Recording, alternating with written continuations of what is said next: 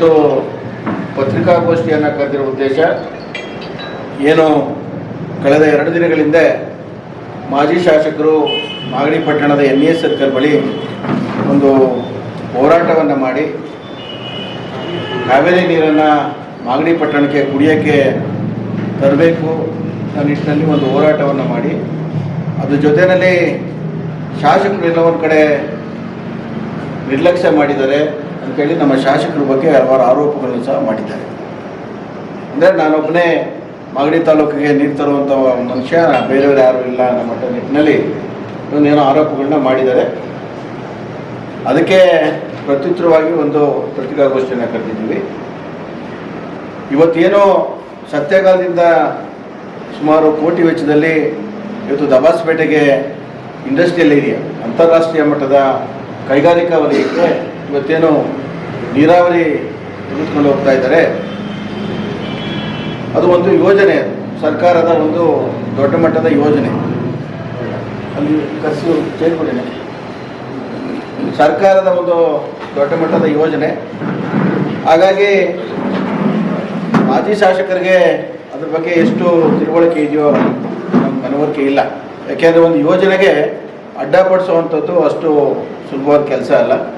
ಇದು ರಾಜ್ಯ ಸರ್ಕಾರದ ಒಂದು ದೊಡ್ಡ ಯೋಜನೆ. ಇದು ನಾವಾದರೂ ಹೇಳೋದಿಷ್ಟೇ, ಬಾಲಣ್ಣವರೆಲ್ಲ ಒಂದು ಕಡೆ, ನಮ್ಮ ಶಾಸಕರಿಗೆಲ್ಲ ಒಂದು ಕಡೆ ನಿರ್ಲಕ್ಷ್ಯ ಇದೆ, ಅವರೇನೋ ಜವಾಬ್ದಾರಿ ಇಲ್ಲ ಅನ್ನೋ ಮಟ್ಟದಲ್ಲಿ ಮಾತಾಡಿದ್ದಾರೆ. ಇವತ್ತೇನೋ ನಮ್ಮ ಮಾಗಡಿ ತಾಲೂಕಿನ ಮುಖೇನ ದಬಾಸ್ಪೇಟೆಗೆ ಕುಡಿಯುವ ನೀರನ್ನು ತೆಗೆದುಕೊಂಡು ಹೋಗ್ತಾ ಇದ್ದಾರೆ. ಈ ವಿಷಯವಾಗಿ ಸಂಬಂಧಪಟ್ಟಂಥ ಅಧಿಕಾರಿಗಳ ಜೊತೆ ಸುರೇಶ್ ಅಣ್ಣವರು ಮತ್ತು ನಮ್ಮ ಬಾಲಣ್ಣವರು ಚರ್ಚೆ ಮಾಡಿ ನಮಗೆ ನೀರಿನ ಅವಶ್ಯಕತೆ ಎಲ್ಲೆಲ್ಲಿದೆ, ಮಾಗಡಿ ತಾಲೂಕಿಗೆ ನೀರಿನ ಅವಶ್ಯಕತೆ ಎಲ್ಲೆಲ್ಲಿದೆ, ಅದಕ್ಕೆ ನಾವು ಕೊಡಲೇಬೇಕು ಅಂತೇಳಿ ಅದನ್ನು ಮಾತುಕತೆ ಆಡಿ ಆ ಮುಖೇನ ಇದನ್ನು ಕೆಲಸ ಮಾಡಿರುವಂಥದ್ದು. ಇದನ್ನೇನು ಇವತ್ತು ಅವರೇನೋ ಸ್ಟ್ರೈಕ್ ಮಾಡಿಬಿಟ್ಟಿದ್ದಾರೆ, ಅದಕ್ಕೋಸ್ಕರ ನಾವೆಲ್ಲ ಒಂದು ಕಡೆ ನಾವು ಹೇಳ್ಕೊಳ್ತಾ ಇದ್ದೀವಿ ಅನ್ನೋದಲ್ಲ. ಕೆಲವು ದಿನಗಳಿಂದ ನಮ್ಮ ರೈತ ಸಂಘದ ಅಧ್ಯಕ್ಷ ಅಂತ ಲೋಕೇಶ್ ಅಣ್ಣವರು ಈ ವಿಷಯವಾಗಿ ಒಂದು ಹೋರಾಟವನ್ನು ಮಾಡಬೇಕು ಅಂತೇಳಿ ಚರ್ಚೆಯನ್ನು ಮಾಡಿದ ಸಮಯದಲ್ಲಿ ಅವತ್ತೇ ಇದನ್ನೆಲ್ಲ ಬಹಿರಂಗ ಪಡಿಸೋಂಗಿಲ್ಲ, ನೀವು ಯಾರಿಗೂ ಅನುಕೂಲ ಮಾಡ್ಕೊಳ್ಳೋಕ್ಕೆ ಸ್ಟ್ರೈಕ್ ಎಲ್ಲ ಮಾಡಿ ಯಾಕೆಂದರೆ ಕಾವೇರಿ ನ್ಯಾಯಾಧೀಕರಣ ಇದೆ, ಕಾವೇರಿ ನೀರಿಗೆ ಸಂಬಂಧಪಟ್ಟ ನ್ಯಾಯಾಧೀಕರಣ ಇದೆ. ಇದನ್ನು ಹೋರಾಟ ಮಾಡಿ ನಾವು ಪಡೆಯತಕ್ಕದಲ್ಲ. ಇನ್ನು ಯಾರು ಅದನ್ನು ಹೋರಾಟ ಮಾಡಿದ್ವಿ, ಇದಕ್ಕಾಗಲೇ ನಾವು ಕ್ರಮ ತೆಗೆದುಕೊಂಡಿದ್ದೀವಿ. ನಮ್ಮ ಮಾಗಡಿ ತಾಲೂಕಿಗೆ ಕೆರೆಗಳಿಗೆ ನೀರು ತುಂಬಿಸುವಂಥ ಕೆಲಸ ಆಗ್ಬೋದು, ಮಾಗಡಿ ಪಟ್ಟಣಕ್ಕೆ ಕುಡಿಯುವಂಥ ಕೆಲಸ ಆಗ್ಬೋದು, ಅದನ್ನು ನಾವು ಸಮರ್ಪಕವಾಗಿ ನಾವೆಲ್ಲ ಚರ್ಚೆ ಮಾಡಿ ಸುರೇಶ್ ಅಣ್ಣವರು ನಾವು ಮಾಡಿದ್ದೀವಿ ಅಂತೇಳಿ ಇವತ್ತು ಹೇಳಿರೋದಲ್ಲ. ಅದು ನೀವು ಲೋಕೇಶ್ ಅಣ್ಣವ್ರು ಕೇಳ್ಬೋದು. ಅಲ್ಲಿ ಕೆಲವಾರು ತಿಂಗಳು ಹಿಂದೆನೇ ಅವರು ಮಾಗಡಿ ಪಟ್ಟಣಕ್ಕೆ ಲೈನ್ ಬರ್ತಾ ಇದೆ ಅಂತಲೇ ಮಾಗಡಿ ತಾಲೂಕಿಗೆ ಎಂಟ್ರಿ ಆದ ತಕ್ಷಣವೇ ಅವ್ರು ಹೇಳಿದ್ರು ಒಂದು. ಮತ್ತು ಇನ್ನೊಂದು ಹೇಳ್ತಾರೆ, ಎಲ್ಲೋ ರಸ್ತೆಗಳನ್ನೆಲ್ಲ ನಾನು ತಂದಂಥ ಅನುದಾನದಲ್ಲಿ ರಸ್ತೆಗಳನ್ನೆಲ್ಲ ಹಾಳು ಮಾಡ್ತಾ ಇದ್ದಾರೆ ಅಂತ ಹೇಳ್ತಾರೆ. ಈಗ ಅದಕ್ಕೆ ಸಂಬಂಧಪಟ್ಟಂತೆ ಸರ್ಕಾರನೇ ಆ ರಸ್ತೆಗೆ ಸಂಬಂಧಪಟ್ಟಂತೆ ಸುಮಾರು 12 ಕೋಟಿ ವೆಚ್ಚ, 12 ಕೋಟಿಯನ್ನು ಬ್ಯಾಂಕ್ ಗ್ಯಾರಂಟಿಯನ್ನು ಸರ್ಕಾರನೇ ಕೊಟ್ಟಿದೆ. ಆ ರಸ್ತೆಯನ್ನು ಸಹ ಅವರೇ ಮಾಡಿಕೊಡ್ಬೇಕು. ಇವತ್ತೇನೋ ನಮ್ಮ ಮಾಗಡಿ ತಾಲೂಕಿನ ರಸ್ತೆಗಳು ಹಾಳಾಗ್ತಾ ಇದೆ ಅಂತಿರಲ್ಲ, ಆ ರಸ್ತೆನೂ ಸಹ ಅವರೇ ಅದನ್ನು ರಿಪೇರಿ ಮಾಡಿಕೊಡುವಂಥ ಕೆಲಸಕ್ಕೂ ಸಹ ಬ್ಯಾಂಕ್ ಗ್ಯಾರಂಟಿಯಲ್ಲಿ ಇಟ್ಟು ಅವರೇ ಮಾಡಿಕೊಡುವಂಥ ಕೆಲಸವನ್ನು ಸಹ ಮಾಡ್ತಾರೆ. ಇದಕ್ಕೂ ಶಾಸಕರು ಏನು ಉದಾಸೀನ ಏನೂ ಮಾಡಿಲ್ಲ. ನಮ್ಮ ರಸ್ತೆಗಳನ್ನ ಮಾಡಿಕೊಡ್ಬೇಕು ನಿಟ್ಟಿನಲ್ಲಿ ಅದನ್ನು ಮಾಡಿದ್ದಾರೆ.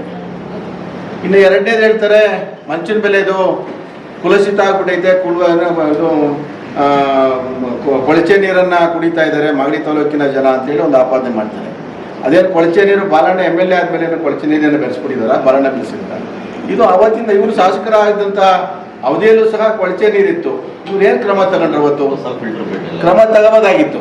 ಆದರೆ ಬಾಲಣ್ಣವರು ಬಂದ ಮೇಲೆ ಹೊಸದಾಗಿ ಒಂದು ಯೋಜನೆಯನ್ನು ಮಾಡಿ ಆ ನೀರನ್ನು ಫಿಲ್ಟರ್ ಆಗಲಿಕ್ಕೆ ಎಲ್ಲ ರೆಡಿ ಆಗಿದೆ, ಅದು ಉದ್ಘಾಟನೆ ಆಗುತ್ತೆ, ಆ ಕೆಲಸವನ್ನು ಮಾಡ್ತಾ ಇದ್ದಾರೆ. ಎಲ್ಲೂ ಸಹ ರನ್ನಿಂಗ್ ಆಗಿದೆ. ಎಲ್ಲೂ ಸಹ ಸೋಂಬೇರಿತನವನ್ನು ಎಲ್ಲೂ ನಾವು ಮಾಡ್ತಾ ಇಲ್ಲ. ಮತ್ತು ನೀವು ಹೇಳ್ತೀರಾ ನಾವು ಮಾಡ್ಬೋದು, ನೀವು ಯಾಕೆಂದರೆ ಹೋರಾಟ ಮಾಡೋದಕ್ಕೆ ನಮ್ಮನ್ನ ಸುಮ್ಮನೆ ಶೋ ಕೊಟ್ಕೊಂಡು ಎಲ್ಲೋ ಒಂದು ಪ್ರಚಾರವನ್ನು ಗಿಟ್ಟಿಸ್ಕೊಳ್ಳೋ ಬದಲು ನೀವು ನಿಮ್ಮದೇ ಸಂಸದರಿದ್ದಾರೆ, ನಿಮ್ಮ ಸಂಸದರನ್ನ ಕರ್ಕೊಂಡೋಗಿ ಇಲಾಖೆಗೆ ಕರ್ಕೊಂಡೋಗಿ ಇಲಾಖೆಯಲ್ಲಿ ನಮ್ಮ ಮಾಗಡಿ ತಾಲೂಕಿಗೆ ಏನೇನು ಮಾಡ್ತಾ ಇದ್ದೀರಾ, ನೀರನ್ನ ಕುಡಿಯೋ ವ್ಯವಸ್ಥೆ ಮಾಡಿ ಪಟ್ಟಣಕ್ಕಾಗ್ಬೋದು, ಹಳ್ಳಿಗಳಿಗಾಗ್ಬೋದು, ಕುಡಿಯೋ ನೀರಿಗೆ ನಮಗೆ ಅವಶ್ಯಕತೆ ಇದೆ, ಕೆರೆ ತುಂಬಿಸುವಂಥ ಅವಶ್ಯಕತೆ ಇದೆ ಅಂತೇಳಿ ನೀವು ಅಧಿಕಾರಿಗಳನ್ನ ನಿಮ್ಮ ಸಂಸದರನ್ನ ಕರ್ಕೊಂಡೋಗಿ ಅಲ್ಲಿ ಇಲಾಖೆವಾರ ಚರ್ಚೆ ಮಾಡಿರಿ. ಅದು ಒಂದು ಒಳ್ಳೆತನ ಅಂತ ಅನ್ಬೋದು.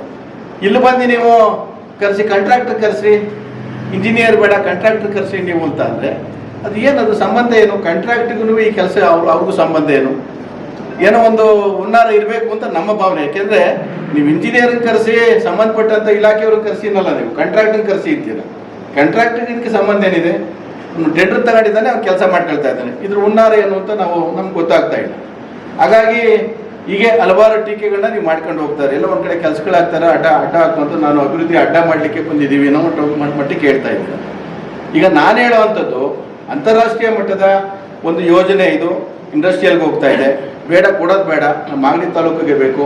ನೀವು ಕುಮಾರಸ್ವಾಮಿ ಅವರಿದ್ದಾರೆ ಕೈಗಾರಿಕಾ ಸಚಿವರು, ಅವ್ರಿಗೆ ಹೇಳಿ ಅಡ್ಡೆ ಹಾಕಿ ಅದು ಪೂರ್ತಿ ನೀವು ಮಾಗಡಿ ತಾಲೂಕಿಗೆ ತಗೊಂಬನ್ನಿ. ನೀವು ಮಾಡ್ಬೋದಲ್ಲ ಅದನ್ನು ಬಿಟ್ಟು ಎಲ್ಲೋ ಒಂದು ಕಡೆ ಅವೆಲ್ಲೋ ಒಂದು ದೊಡ್ಡದಾಗಿ ನಾನು ಮಾಗಡಿ ತಾಲೂಕಿನ ಮಗ ನಾನು ಮಾಡ್ತಾ ಇದ್ದೀನಿ. ಏಕೆಂದರೆ ಇದಕ್ಕೊಂದು ನ್ಯಾಯಾಧೀಕರಣ ಅಂತಿದೆ, ಕಾವೇರಿ ನ್ಯಾಯಾಧೀಕರಣ ಅಂತ ಇದೆ. ಅದಕ್ಕೆ ಆದಂತಹ ರೂಲ್ಸ್ ಆ್ಯಂಡ್ ರೆಗ್ಯುಲೇಷನ್ ಇರ್ತವೆ. ಈಗ ಕಾವೇರಿ ವಾಟರ್ನ ಬೆಂಗಳೂರು ತಗೊಂಡು ಹೋಗ್ತಾ ಇದ್ದಾರೆ. ಬೆಂಗಳೂರು ತಗೊಂಡು ಹೋಗ್ಬೇಕಾದ್ರೆ ಪ್ರತಿಯೊಂದು ಊರಲ್ಲೂ ನಮ್ಮೂರು ಬೇಕ್ರಿ ಅಂತ ಓಪನ್ ಮಾಡ್ಕೊಂಡು ಕೂತ್ಕೊಳ್ಳೋಕ್ಕಾಗುತ್ತಾ? ಯಾಕೆ ಒಂದು ಯೋಜನೆ ಅಂತ ಇರ್ತದೆ. ಆ ಯೋಜನೆಗೆ ಸಂಬಂಧಪಟ್ಟಂತ ಏನು ಯೋಜನೆ ಅಂತ ಅದಕ್ಕೆ ತಕ್ಕನಾಗೆ ನಾವು ಮಾತಾಡಬೇಕು. ಸುಮ್ಮನೆ ಇಲ್ಲ ಸಲದ ಮಾತಾಡ್ಬೋದು.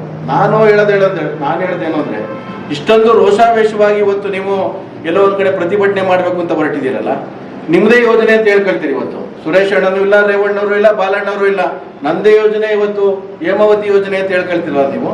ಹೇಮಾವತಿ ಯೋಜನೆಗೆ ಒಂದಿವಸ ಯಾವತ್ತಾದ್ರೆ ನಿಮ್ಮ ಸಂಸದರನ್ನ ಎಲ್ಲರೂ ಕರ್ಕೊಂಡೋಗಿ ಏನೋ ಒಂದು ಹೋರಾಟ ಮಾಡಿದ್ರೆ, ಇವತ್ತು ಲಿಂಕ್ ಕ್ಯಾನಲ್ ಬಗ್ಗೆ ನಮ್ಮ ಮಾಗಡಿ ತಾಲೂಕಿಗೆ ಬರಬೇಕು ನೀರು ಅಂತ ಹೇಳಿ ಅಷ್ಟೊಂದು ಒತ್ತಾಟ ಮಾಡಬೇಕಾದ್ರೆ ಇವತ್ತು ಡಿ ಕೆ ಶಿವಕುಮಾರ್ ಮತ್ತು ಡಿ ಕೆ ಸುರೇಶ್ ಅವರ ನೇತೃತ್ವದಲ್ಲಿ ಒಂದು ಲಿಂಕ್ ಕ್ಯಾನಲ್ ಆಗಿ ಸುಮಾರು 900 ಕೋಟಿ ಕೆಲಸ ಪ್ರಾರಂಭ ಆಗಿದೆ. ಎಲ್ಲೋ ಕೆಲಸ ತಡೆ ಮಾಡಿದ್ದಾರೆ. ನಿಮ್ಮದೇ ಸರ್ಕಾರದ, ನಿಮ್ಮದೇ ಮಿತ್ರ ಪಕ್ಷ ಸರ್ಕಾರದ ಶಾಸಕರುಗಳು ಇವತ್ತು ಎಲ್ಲ ಒಂದು ಕಡೆ ತಡೆ ಮಾಡಿದ್ದಾರೆ. ಅದ್ರ ಬಗ್ಗೆ ಏನು ಒಂದು ದಿವಸ ಹೋರಾಟ ಮಾಡಲಿಲ್ಲ ನೀವು?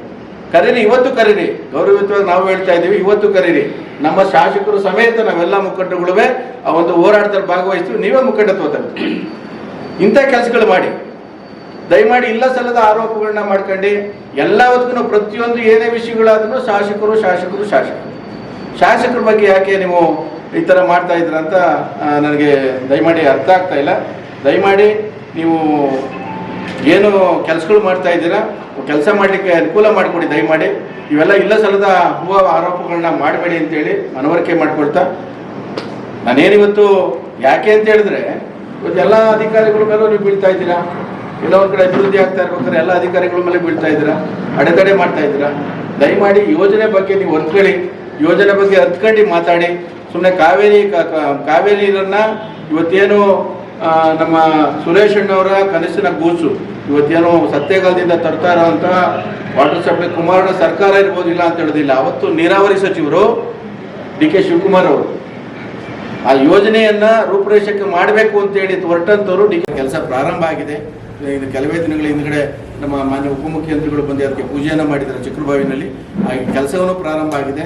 ಅದಕ್ಕೆ ಇನ್ನೂ ಒಂದು ಒಳ್ಳೆಯ ಇದು ಅಂದರೆ ಆ ಯೋಜನೆಯನ್ನು ನಮ್ಮ ನಬಾರ್ಡ್ಗೆ ವಹಿಸಿರೋದ್ರಿಂದ ಇನ್ನೂ ಒಂದು ಒಳ್ಳೆಯ ಕೆಲಸ. ಯಾಕೆಂದರೆ ರಾಜ್ಯ ಸರ್ಕಾರದಾಗಿದ್ದೆಲ್ಲೋ ಸಲ ಹಣಕಾಸಿನ ಸ್ವಲ್ಪ ಒಂದು ತೊಂದರೆ ಆಗ್ತಾ ಇದ್ದೇನೋ, ನಬಾರ್ಡ್ಗೆ ವಹಿಸೋದ್ರಿಂದ ಅದು ಬೇಗ ತ್ವರಿತಗತಿಯಲ್ಲಿ ಕೆಲಸ ಪ್ರಾರಂಭ ಆಗ್ತದೆ. ಇದಕ್ಕೆಲ್ಲ ಬಾಲಣ್ಣವರು ಸಹ ಶ್ರಮವಹಿಸಿ ಸುರೇಶ್ ಅಣ್ಣವರ ಮುಖಂಡತ್ವದಲ್ಲಿ ನೇತೃತ್ವದಲ್ಲಿ ಕಾವೇರಿ ನೀರನ್ನು ಮಾಗಡಿ ತಾಲೂಕು ಕೊಡುವಂಥ ನಿಟ್ಟಿನಲ್ಲಿ ಕೆಲಸವನ್ನು ಮಾಡ್ತಾ ಇದ್ದಾರೆ. ಎಲ್ಲ ಆಗ್ತಾ ಇದೆ, ಮಂಚಿನ ಬೆಲೆದು ಆಗ್ತಾ ಇದೆ. ಮಂಚಿನ ಬೆಲೆದು ಹೇಳ್ತಾ ಇದ್ದೀರಾ ಎಲ್ಲ ವಾಟ್ಸಾಪಲ್ಲಿ ಸಾಮಾಜಿಕ ಜಾಲತಾಣಗಳಲ್ಲಿ ಕೊಳಚೆ ನೀರು ಅಂತೀರಾ. ಇವತ್ತು ಕೊಳಚೆ ನೀರು ಬಂದಿಲ್ಲ. ಅದು ಹಾಗೆ ನಿಮ್ಮ ಕಾಲದಲ್ಲೂ ಇಷ್ಟು ಕೊಳಚೆ ನೀರು, ಅದಕ್ಕೇನು ಕ್ರಮ ತಗೊಂಡ್ರಿಂದ ಗೊತ್ತಿಲ್ಲ. ಆದ್ರೂ ಬಾಲಣ್ಣವರು ಬಂದ ಮೇಲೆ ಸುಮಾರು ಕೋಟಿ ವೆಚ್ಚದಲ್ಲಿ ಇವತ್ತು ಅದು ನೀರನ್ನು ಶುದ್ಧೀಕರಣ ಮಾಡಿ ಮಾಗಡಿ ತಾಲೂಕಿಗೆ ಕುಡಿಯುವಂಥ ಕೆಲಸವನ್ನು ಮಾಡ್ತಾ ಇದ್ದಾರೆ.